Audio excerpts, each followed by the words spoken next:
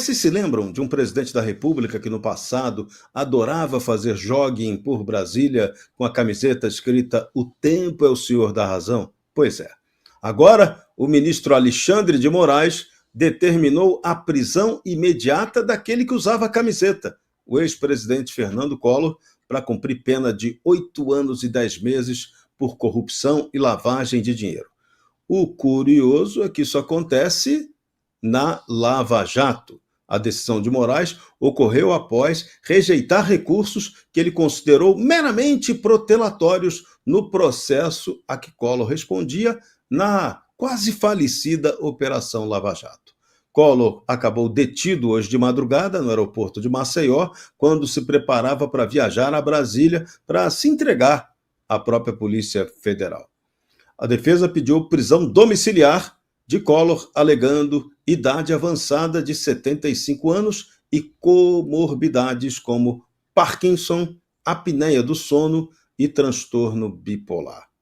Moraes autorizou apenas a transferência do ex-presidente para a ala especial do presídio Baldomero Cavalcante, em Maceió. Será que o poderoso ministro foi tão duro com Collor porque Collor, na eleição passada, apoiou Jair Bolsonaro? Será que foi isso, Dácio Bracarense? Não tenho dúvida alguma. Qualquer pessoa hoje que se coloque como aliada do presidente Jair Messias Bolsonaro será perseguida por esse sistema de vingança. Mas é importante fazer uma pontuação aqui. Se aconteceram tais atos, a prisão pode ser justa. A questão aqui é por que a Lava Jato só serve para alguns e não para outros. Até mesmo o jornalista da Poderosa, o Otávio Guedes, disse: ele foi condenado à prisão porque ele não é a ex-primeira-dama do Peru, porque o processo é o mesmo. Portanto, temos uma situação curiosa no país. Temos uma operação chamada Lava Jato e que o ministro do Supremo trata como sendo uma organização criminosa semelhante ao PCC. E essa Operação Lava Jato foi perseguida e eliminada para poder soltar uma série de bandidos. Porém, alguns deles a justiça pinça para poder punir. Não confundam o Braddock Show, não confundam os analistas políticos. Ninguém aqui defende liberdade para quem cometeu crime. O que a gente defende é que os outros que cometeram crime igualmente dentro do mesmo processo recebam a mesma pena.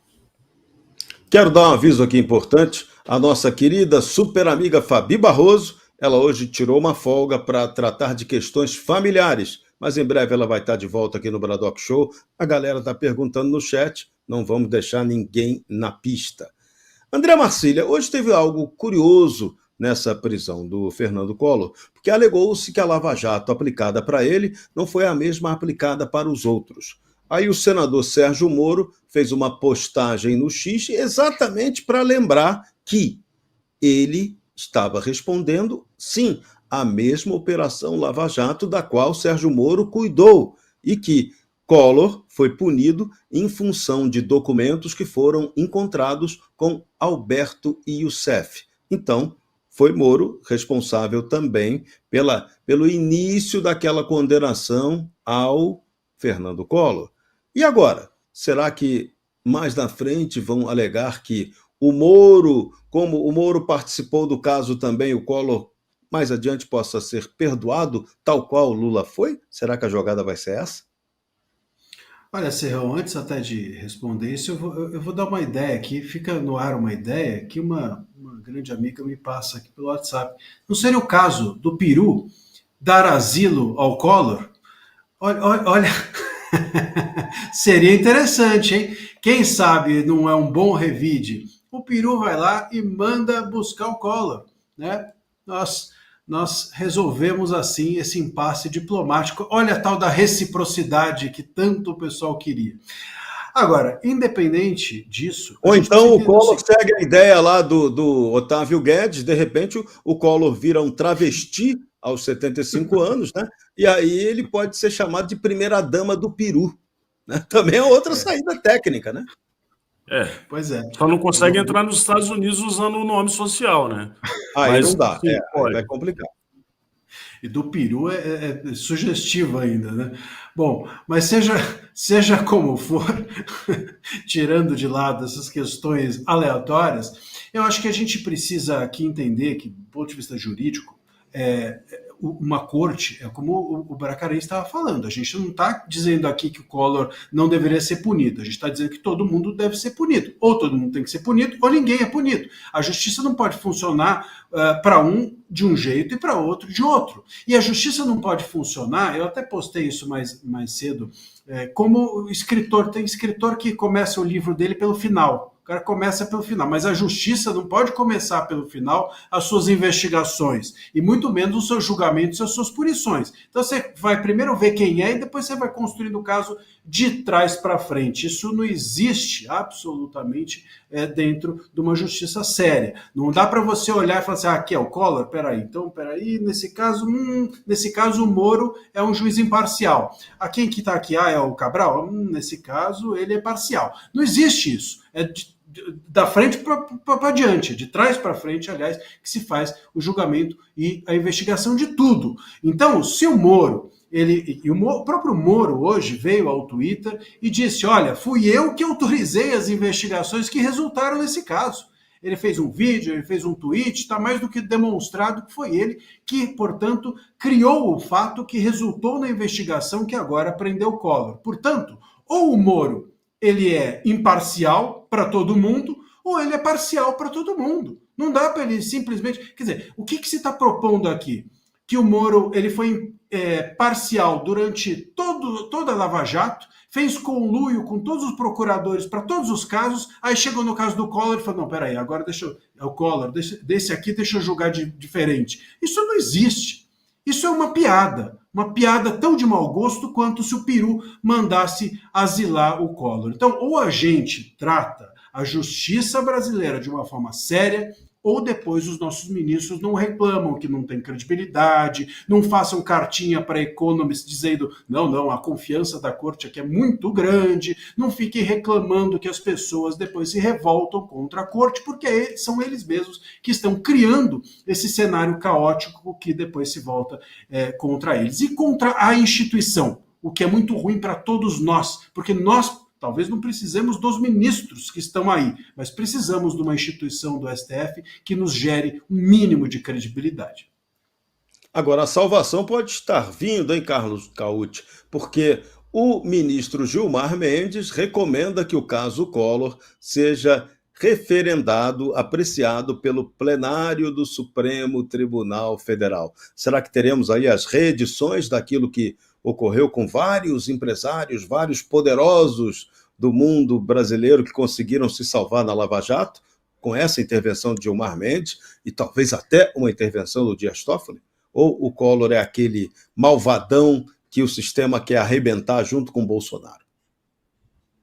Nada que Dias Toffoli, aliás, nada que Gilmar Mendes não consiga ajustar no caso, né? Eu nunca vou esquecer um sujeito chamado Jacó Barata Filho, o líder supremo do transporte público do Rio de Janeiro, acusado de todas as formas possíveis e imagináveis de corrupção, de tráfico de influências, de tudo possível e imaginável. Ele foi preso, se não me engano, 2 ou 3 vezes e imediatamente mandado soltar pelo ministro Gilmar Mendes, que curiosamente, participou do casamento da filha, ou se não me engano foi até padrinho de casamento da filha, no Copacabana Palace, durante uma qual cerimônia teve protesto fora do Copacabana Palace e os convidados decidiram lançar notas de R$100 pelas janelas do Copacabana Palace em cima dos manifestantes. O ministro estava lá presente como um dos convidados de honra ou até mesmo padrinho, salvo engano na memória. Isso já se faz uns 10 anos.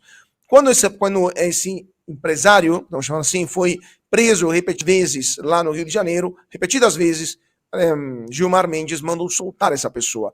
Então, assim, já temos antecedentes, já temos precedentes jurídicos que não depõem a favor do ministro Gilmar Mendes, e nesse caso, estou ansioso para ver qual será o voto do ministro, qual será a decisão, qual será a argumentação que ele usará, ou para condenar, ou quem sabe para até mandar soltar Fernando Collor de Mello. Claro, existem características próprias nesse caso. O Fernando Collor de Mello tem mais de 75 anos, apresentou uma cartela clínica que mostra que tem problemas de saúde sérios, mas também, por que o Supremo, então, demorou tanto tempo assim para mandar prender uma pessoa que foi condenada por corrupção e por, se não me engano, lavagem de dinheiro também, para ter desviado recursos da BR Distribuidora?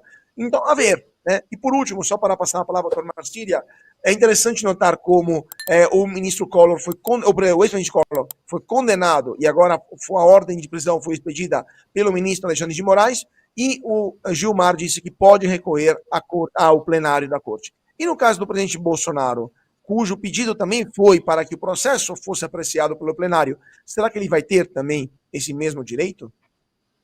E aí, André Marcília, resolve essa bomba, vai. Não, essa bomba eu quero ver o Gilmar, de fato, resolver. A gente está falando aqui de incoerência, o Caute levanta um ponto interessante. Eu quero ver o voto do Gilmar. Porque é isso, enfim, ele chegou a chamar a Lava Jato de uma organização criminosa, enfim, comparou a algo que eu não vou nem dizer aqui, porque talvez prejudique a live de tão grave que é a comparação que ele fez. Então, e agora? Agora não? Agora, então tem a Lava Jato do bem, quando é com um, e a Lava Jato do mal quando é com outro, a Lava Jato linha, é a Lava Jato genérica e a não, é a Lava Jato pirata, como é que é isso? E outra, eu recuperei até esses dias no meu Twitter um vídeo interessante, a gente estava falando da intimação do Bolsonaro, que era no dia 8 de abril, salvo engano, o ministro Gilmar Mendes dando uma entrevista à Globo News, que parece que, aliás, ele poderia talvez ser contratado fixo lá do jornal. Tá aí uma dica, fica uma dica. Mas ele não pode, o cargo impede. Mas, enfim, a gente sabe que isso não é um problema. Então, mas lá nessa entrevista que ele deu ali à Globo News, ele dizia o seguinte: olha, direito de reunião, ele pode ser restrito quando ele é feito na frente de hospitais. Então, se ele acha que direito de reunião não pode ser feito na frente de hospitais, mas intimação na UTI, aí tudo bem. Então, olha o STF de novo diante da sua incoerência. Direito de reunião, que é um direito constitucional dos mais importantes, eles entendem que não pode fazer na frente de hospital, e eu concordo que não possa. Mas um direito processual de intimar alguém, aí você pode dentro da UTI, não é nem dentro do hospital. Então o STF vai se estrangulando dentro da sua própria incoerência, infelizmente para nós que temos a necessidade de termos uma instituição como essa forte. O ex-presidente Michel Temer articula um Movimento Brasil para unir 5 governadores em busca de uma candidatura de centro-direita à presidência da República em 2026. A proposta é criar uma opção à polarização entre Lula, do PT, e Bolsonaro, do PL, baseada em um projeto sem definição de nomes, nos moldes do documento que ele fez lá atrás, Uma Ponte para o Futuro. Os governadores envolvidos nessa missão quase impossível são Ratinho Júnior, do PSD do Paraná, Eduardo Leite, do PSTB do Rio Grande do Sul, Romeu Zema, do Novo de Minas Gerais, Ronaldo Caiado, do União Brasil de Goiás e Tarcísio de Freitas, do Republicanos de São Paulo. Alguns, como Caiado, já lançaram pré-candidatura, enquanto Zema e Tarcísio estão ainda avaliando o cenário, dependendo da situação de Jair Bolsonaro, se ele poderá concorrer ou não, se o sistema vai deixar ou não. O grupo tenta se aproximar do eleitorado bolsonarista, mas Temer visa a um discurso de projeto nacional para reduzir o que ele chama de fragmentação da oposição. Vou perguntar para cada um dos meus super comentaristas e depois dessa a gente vai embora. O que vocês acham dessa proposta do Michel Temer, começando pelo André Marcília? Olha, Serrão, o Temer, ele é uma pessoa inegavelmente respeitada no meio político, ele tem essa habilidade de costura, é o que ele sabe fazer, né, de melhor. E ele está, muito provavelmente, tentando criar uma direita possível, porque é mais ou menos isso que a gente tem na mão. Tudo que é direita é impossível. ou sai antes, ou não pode antes, ou não pode depois. Então, todas as opções até agora que apareceram de direita, ou a Justiça Eleitoral apareceu para dizer você não vai, ou ficou bem claro que a Justiça iria, depois de eleito, dizer você não pode mais. Então, eu acho que é lamentável, mas o que está tentando ser feito é a construção de alguma candidatura de direita que seja aprovada pela esquerda. Só que uma candidatura de direita que a esquerda permita, a pergunta é, será que é de direita mesmo? Eis a questão, né, Darcio Bracarense? E eu acho que, na verdade, o que o Michel Temer quer produzir é uma espécie de chuchu temperado, né? É aquela coisa que... mas assim, não tô querendo lembrar o Alckmin, por favor, e nem o José Serra, assim, eu tive que comentar, tenho que falar o nome, né? Porque durante muito tempo o Brasil ficou nessa estratégia das tesouras. Então, o que ele está tentando é reabilitar isso, só que só tem um pequeno detalhe. O Marcílio falou bem, o Temer é um ótimo articulador, ele só não tem uma coisinha: voto. E essa turma toda que ele reuniu estava outro dia desse reunido no trio elétrico do Bolsonaro, porque o Bolsonaro tem voto. Aí fica uma curiosidade, né? Quem é o Michel Temer na fila do voto? Não na fila do pão, na fila do voto. Quem é o Michel Temer na fila do voto? Então, assim, essa tendência dessa política velha, e por sinal eu fico muito triste de saber que o Tarcísio está sempre envolvido com eles, essa tendência da política velha de não respeitar o voto, não respeitar quem tem voto, não abaixar a cabeça para o senhor voto, que no final das contas é a senhora população, ela me causa um pouco de repulsa. Então, que juntem todos eles, preparem lá o chuchu temperado e tentem empurrar a goela abaixo da população. Porque eu tenho certeza que comer esse chuchu com gosto ela não vai, não. Enfim, se o Bolsonaro estiver fora dessa eleição, eu acho que essa turma aí vai sofrer um bocado. Vamos aguardar. Com certeza. Carlo Cauti, a estratégia de Michel Temer tem como dar certo? Essa candidatura artificial de centro-direita tem como vingar? Serrão, o presidente que saiu da presidência da República com uma das maiores taxas de impopularidade da história do país e que teve como seu feito, que será lembrado eternamente, nomear Alexandre de Moraes no Supremo Tribunal Federal, dificilmente cairá no gosto do eleitor brasileiro, que nesse momento tem um sentimento preponderante de indignação que está percorrendo a nação brasileira. Então, eu acho que os governadores... Fora as mesóclises. Fora as mesóclises que estão incompreensíveis por 99% da população brasileira. Mas, dito isso, só para completar, eu espero que os governadores entendam que se alinhar com as vontades de Michel Temer ou compartilhar um caminho político com ele é receber o beijo do vampiro, literalmente. O beijo da morte política que poderia terminar com suas carreiras. Essa turma está preparada para o desafio de ensinar inglês a você em uma semana de imersão de curso. O que você precisa fazer? É grátis. Apenas pegue o WhatsApp que está aqui na tela, 98 81 89 14 13. Ou então pega o seu celular, aponta para o QR Code aqui na página, vai direto para conversar com a turma do Daily Talks. E aí, você só vai pedir o seguinte: eu quero a bolsa de estudos de uma semana do Bradock, eu quero desafiar vocês a me ensinar inglês durante uma semana.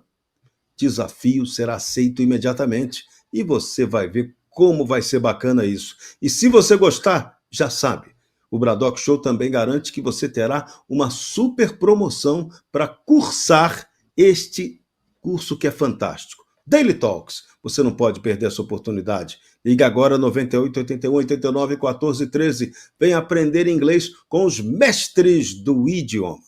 Você precisa assistir o melhor canal de notícias do Brasil.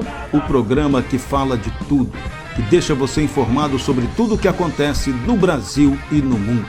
ao vivo, todos os dias no YouTube. Clique aqui e se inscreva.